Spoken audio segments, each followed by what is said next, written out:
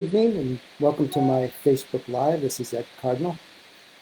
And I figured after last week's topic on forgiveness, I should balance it out with something a little bit lighter this week. So I chose the topic of laughter and humor and how beneficial it is uh, to incorporate it in your life, not only physically, but mentally and emotionally.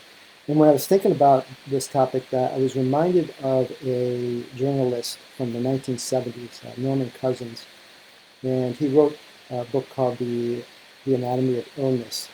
Now, you see, Norman had this debilitating spinal disorder, and he watched hours of Marx Brothers movies, and he found that the laughter from watching these movies decreased his pain and actually helped improve his this disorder that he had. So um, there are amazing health benefits to humor and laughter, and I'm going to talk about three physiological benefits.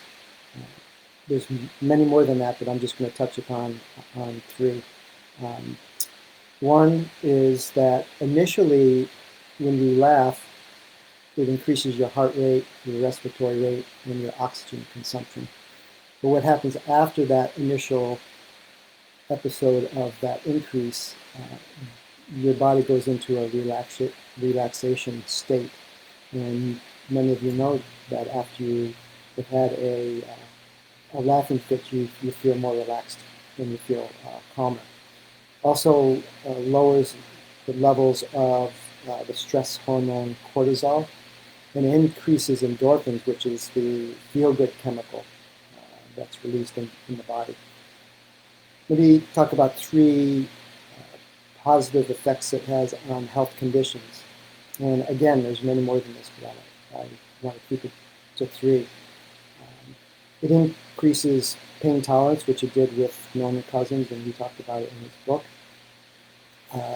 Also increases the risk of heart attack and improves cognitive function, which means it makes us smarter. I want to discuss three ways that you can bring laughter and humor into your life, and this is something that I've done, and it's fun to do. And one is on a consistent basis, watch old reruns of comedies that you enjoy. And I'm going to date myself on this, but I go on YouTube and watch. You don't have to watch the whole episode. You can watch maybe some of the skits. Like for instance, for me, I would watch Lucille Ball skits or Carol Burnett. And one in particular that really makes me laugh is when Tim Conway plays a dentist and he has Harvey Korman as his patient, and it is hysterical. So do a little search to see if you can find that on YouTube. I heard a story that Harvey Korman was laughing so hard that he wet his pants. But it's a good. I love Tim Conway. I love particularly when he's with Harvey Korman, he gets him laughing. Also, learn a new joke. Another thing you can do is go back through your memory of your life. So replay and recall some stories from your own life that were humorous, that make you laugh.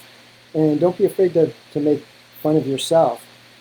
This happened to me recently. If any of you watched my podcast with my good friend Ron Arsenault on Men and Friendship, I tell a story about a trip that we took.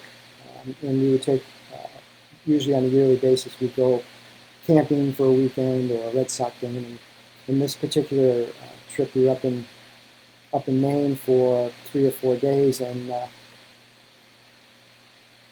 back then, I've gotten much better with this. I had a propensity not to want to spend money. You could call me anal-retentive. But by Saturday, so we left Friday. By Saturday, so in this, when I was telling this story in my interview, I started laughing so hard that Ron had to finish the story. Well, anyways, by Saturday after breakfast, I had spent all my money. I brought $50 And I asked Ron, I need to borrow some money. So recall stories from your own life that bring laughter to your life. Some things to think about that I want to close with. Pay attention to how much laughter and humor you have in your life. Is it enough? How often do you make others laugh? Remember, laughter is contagious.